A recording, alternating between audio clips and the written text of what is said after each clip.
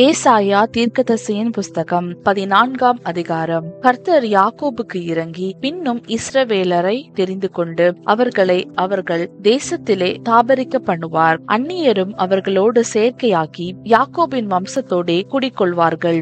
ஜனங்கள் அவர்களை அழைத்து கொண்டு போய் அவர்கள் ஸ்தானத்தில் விடுவார்கள். இஸ்ரவேல் வம்சத்தார் கர்த்தருடைய தேசத்திலே அவர்களை வேலைக்காரராகவும் வேலைக்காரிகளாகவும் கையாண்டு தங்களை சிறையாக்கினவர்களை சிறையாக்கி தங்களை ஒடுக்கினவர்களை ஆளுவார்கள். கர்த்தர் உன் துக்கத்தையும் உன் தத்தளிப்பையும் நீ அடிமையாக்கப்பட்டிருந்த கடினமான அடிமைத்தனத்தையும் நீக்கி உன்னை இளைப்பார பண்ணும் அக்காலத்திலே நீ பாபிலோன் ராஜாவின் மேல் சொல்லும் வாக்கியமாவது, ஒடுக்கினவன் ஒளிந்து போனானே, பொன்னகரி ஒளிந்து போயிற்றே. கர்த்தர் துஷ்டரின் தண்டாயுதத்தையும் அரசாண்டவர்களின் செங்கோலையும் முறித்து போட்டார். உக்கிரங்கொண்டு ஓயாத அடியாய் ஜனங்களை அடித்து கோபமாய் ஜாதிகளை அரசாண்டவன் தடுப்பாரில்லாமல் துன்பப்படுத்தப்படுகிறான். பூமி முழுதும் இளைப்பாரி அமைந்திருக்கிறது.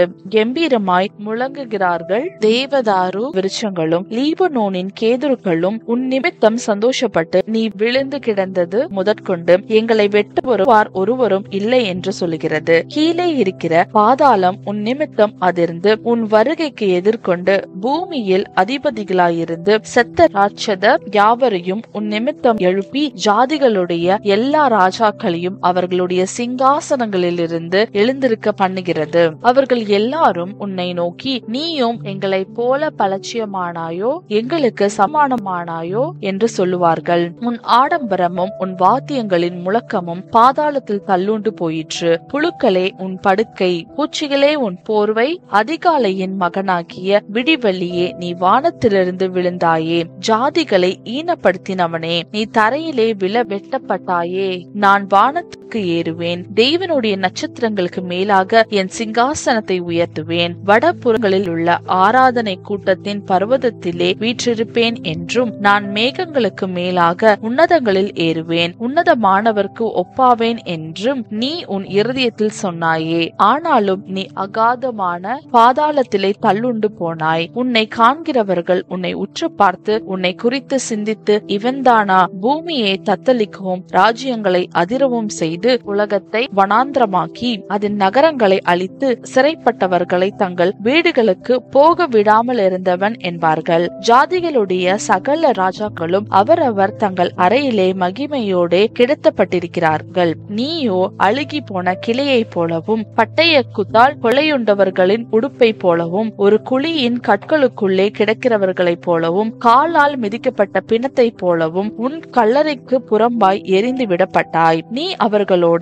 அடக்கம் பண்ணப்படுவதில்லை. நீ உன் தேசத்தை கெடுத்து உன் ஜனத்தை கொன்று போட்டாய். தீமை செய்கிறவர்களுடைய சந்ததி ஒருபோதும் பேர் பெறுவதில்லை. அவன் புத்திரர் எழும்பி தேசத்தை சுதந்தரித்துக் கொண்டு உலகத்தை பட்டணங்களால் நிரப்பாதபடிக்கு அவர்கள் பிதாக்களுடைய அக்கிரமத்தின் நிமித்தம் அவர்களை கொலை செய்ய ஆயத்தம் பண்ணுங்கள். நான் அவர்களுக்கு விரோதமாய் எழும்புவேன் என்று சேனைகளின் கர்த்தர் சொல்லுகிறார். பாபிலோனுடைய பேரையும் அதில் மீந்திருக்கிறதையும் புத்திரனையும் பௌத்திரனையும் சங்கரிப்பேன் என்று கர்த்தர் சொல்லுகிறார். அதை முள்ளம் பன்றிகளுக்கு சுதந்திரமும் தண்ணீர் நிற்கும் பள்ளங்களுமாக்கி அதை சங்காரம் என்னும் துடைப்பத்தினால் பெருக்கி விடுவேன் என்று சேனைகளின் கர்த்தர் சொல்லுகிறார். நான் நினைக்கிறபடியே நடக்கும், நான் நிர்ணயித்தபடியே நிலை நிற்கும் என்று சேனைகளின் கர்த்தர் ஆணையிட்டு சொன்னார். அசீரியனை என் தேசத்திலே முறித்து என் மலைகளின் மேல் அவனை மிதித்து போடுவேன். அப்பொழுது அவனுடைய நுகம் அவர்கள் மேலிருந்து விலகி அவனுடைய சுமை